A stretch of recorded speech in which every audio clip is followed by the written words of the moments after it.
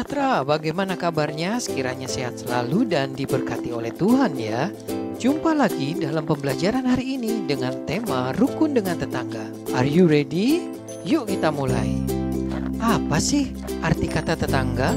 Menurut Kamus Besar Bahasa Indonesia, tetangga adalah orang yang tempat tinggalnya berdekatan dengan kita. Pasti teman-teman kenal ya, siapa aja sih tetangga kita?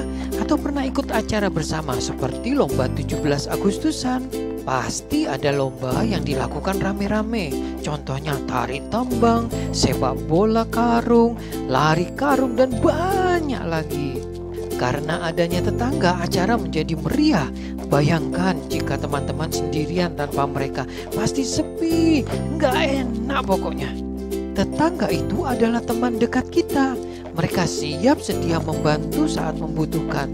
Contohnya, di daerah Bugis ada adat bernama palete bola, yaitu memindahkan rumah secara bersama-sama. Biasanya dilakukan melibatkan puluhan hingga ratusan orang tetangga. Wih, banyak sekali teman-teman ya, seperti movie ini.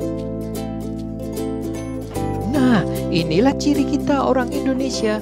Kita hidup berdampingan dengan rukun, saling membantu dan mau berkorban. Ingat, semboyan negara kita adalah Bhinneka Tunggal Ika. Artinya berbeda tetapi satu juga. Bagi kita umat Kristen, hidup rukun itu adalah ajaran Tuhan Yesus. Ia memberikan teladan terlebih dahulu sebagai seorang sahabat yang rela berkorban untuk menyelamatkan kita dari dosa, karena sikap buruk kita kepada saudara dan tetangga mendatangkan dosa. Silakan teman-teman baca dalam Roma 5 ayat 5-7 ya. Lalu bagaimana sikap hidup kita bersama tetangga? Silakan diskusikan dengan mama dan papa ya, dan berikan contohnya, pasti banyak sekali. Teman-teman, menurut Alkitab di dalam 1 Tesalonika 5 ayat 13b, Amsal 17 ayat 22 dan Efesus 4 ayat 2-6, sikap hidup bersama sesama adalah sebagai berikut. Selalu hidup damai. Bagaimana caranya? Rendah hati. Ketika bermain dengan teman, tidak perlu sampai bertengkar, apalagi dendam. Legowo menerima kekalahan ketika lomba dengan teman, dan memuji teman yang menang. Lemah lembut, gunakan kata-kata sopan, tidak perlu berteriak ketika memanggil teman. Ingat, 3 kata ajaib yang harus sering dilakukan, yaitu maaf, tolong, terima kasih. Selanjutnya, tunjukkan perbuatan kasih kepada orang lain. Contohnya, menolong tanpa minta imbalan atau menolong tanpa membeda-bedakan.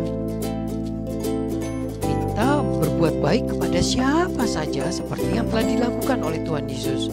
Mati di salib agar kita selamat dari hukuman dosa.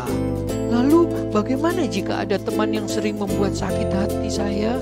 Dia selalu curang ketika bermain, mengejek aku, bahkan sering menyebut nama orang tuaku dengan sembarangan. Jangan khawatir, jika ada Tuhan Yesus dalam hati kita, cukup berdoa, mohon kesabaran dan kebijaksanaan, dan doakan juga kawan kita itu ya. Dalam Amsal 17 ayat 22, firman Tuhan demikian.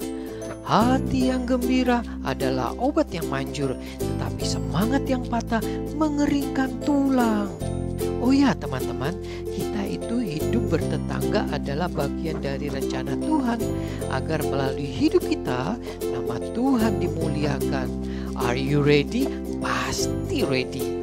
Baik teman-teman, catatan pembelajaran kita hari ini adalah Tuhan Yesus telah memberikan teladan sebagai sahabat sejati, rela berkorban untuk umat manusia yang percaya kepadanya.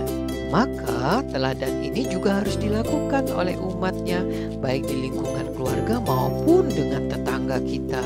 Biarkan nama Tuhan Yesus dimuliakan melalui perbuatan kita sehari-hari di tengah tetangga kita.